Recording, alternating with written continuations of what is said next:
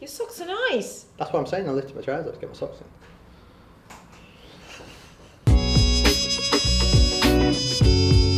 What am I talking about?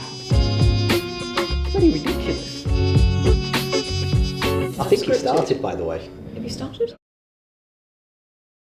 Hello everybody, welcome back to our regular viewers and a big hello to any new viewers.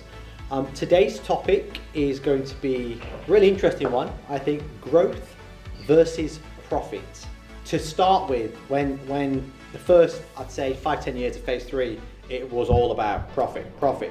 I managed it down really well, and touch wood, thank God, we were a reasonably profitable company. We've never borrowed a penny. I will say that's a whole topic in itself, actually, finance. Okay. Probably we'll save that for another day.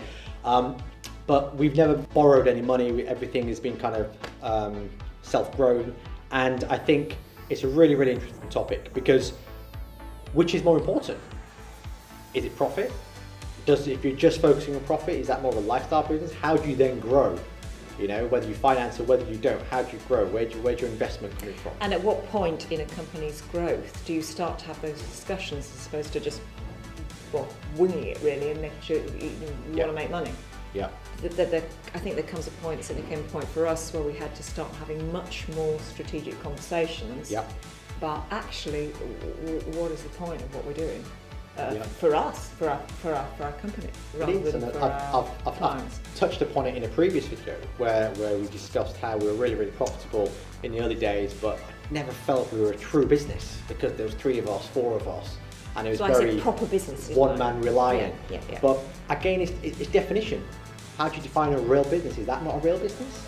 2, 3, 4 people is not real business? To me, it's those kind of conversations. It's when you maybe need a strategy, when you need when you need all the formal things, when you need the trappings that a bigger company possibly has. And that started to happen for you and I. And it happened very quickly, didn't it? It did. It happened really quickly. I mean, our growth over the last 18, 24 months has been ridiculous. 400-500% increase in staff and everything that goes with that. But it's the point you just mentioned. It's the point at which you decide: are you going for growth? I think that's the difficult thing we should focus on, because I think that is really difficult. And I remember starting to feel frustrated with you. Yep. At the point where I felt we'd got to a point where the team was big enough, and to be honest about it, our fixed costs were going up. Our fixed costs were going up, and you had to run things on such a lean principle. Yep. So lean. Yep. And the fixed costs, and it's huge, great profitability there. Yep. And I think that is to do with the size. I don't think it's a lot to do with what you were actually doing. I mean, you manage it well. Yeah, we had some big contracts at the time, and I think that kind of made everything look a little bit rosier than it probably was. It was short term, wasn't it? It was short term. That's our specific case. I think in any case, you can manage a micro company on a shoestring. Yeah, absolutely. And I was getting to the point, I needed to spend money. Yeah. I needed to recruit people. People are your most expensive cost. They're going to be that for everybody, right? Of course. Particularly in our industry. Yep. I mean, what we are without people, we're nothing without people. Yeah. I was getting a frustration because I became aware, without knowing, without any sort of formal training, I suppose, on our business,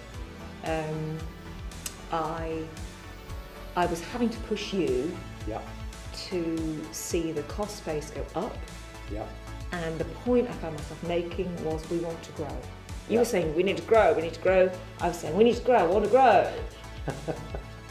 And yet we were stopped because we shared, but you particularly, an alarm for the fixed cost base going up, and therefore your profitability going down.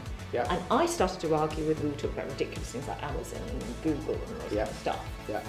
Bit like, good examples to use. Yeah. Why not? Aim high or low, however you see it. Why not? Yeah. Aye.